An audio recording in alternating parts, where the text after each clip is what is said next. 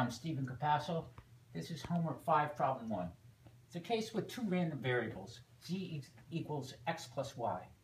X and y are independent, and the functions are based on steps, and they turn out to be rectangular in nature. So this is what they look like, fx of x and fy of y. We need to find out what goes here, fz of z. And we're going to do it two ways. The first way is by convolution. We're going to convolve them together and see what the result is.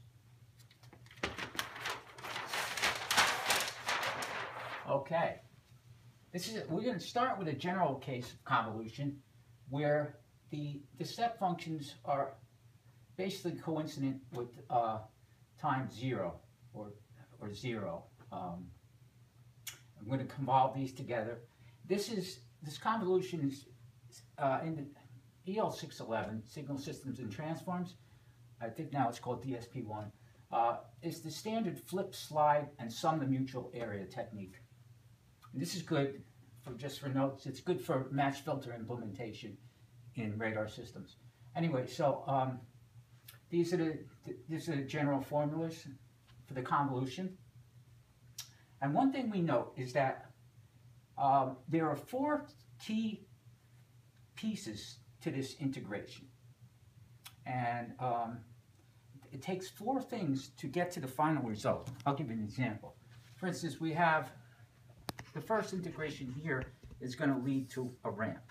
The second integration is going to lead to, it's going to have a ramp, and then it's going to normalize that ramp down to flat. The third integration is going to take that a step farther. It's going to also bring it back down with a negative slope. And finally, the last integration is going to normalize it back up to 0. So the end result will be triangular. That's a bad drawing, sorry. But I think it's important to note that there are 4 key elements to this integration. Let's move on. Right, so again, here are this is a more rigorous integration expressions. But again, I want to point out that you end up with 4 key terms that define what the f sub z is going to become.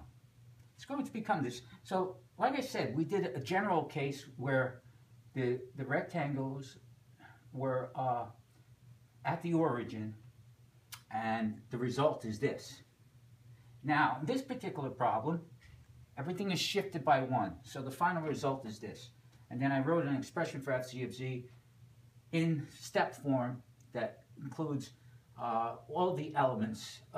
The 2 ramp changes are, it's now 2uz minus 2uz minus 2. And then finally, to get it back up to 0, we have z minus 3uz z minus 3. And that's that. That's part 1. The second method is geometric method. Here we have 3 key pieces instead of 4. So we have an expression that defines the whole thing. Fz of z is equal to, well, actually, for each part, we'll start with part 1. F sub z is p, z is less than or equal to z. Right, we're starting with z is less than z is less than or equal to z. And z is less than or equal to 1, rather. And the result, the answer is z. So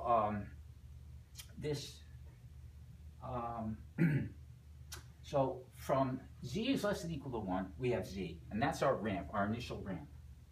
Now for z is greater than 1 and less than 2, it's going to be minus z plus 2, and that is going to define this negative going ramp here.